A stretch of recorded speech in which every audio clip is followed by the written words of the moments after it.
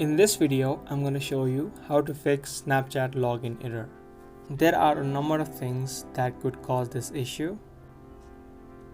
So some of the possible fixes to this issue are: so first thing you can do is try to update the application of Snapchat. Head over to the Play Store and then check if Play Store has any new updates.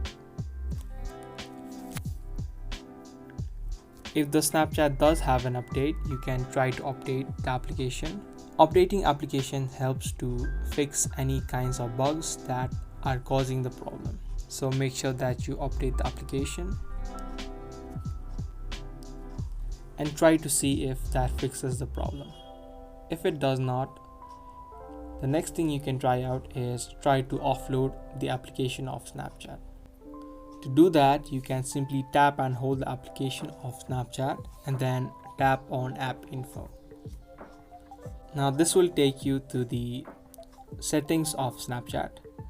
Now to offload your Snapchat, you can tap on clear data and then clear cache. Again, clear data and clear all the data.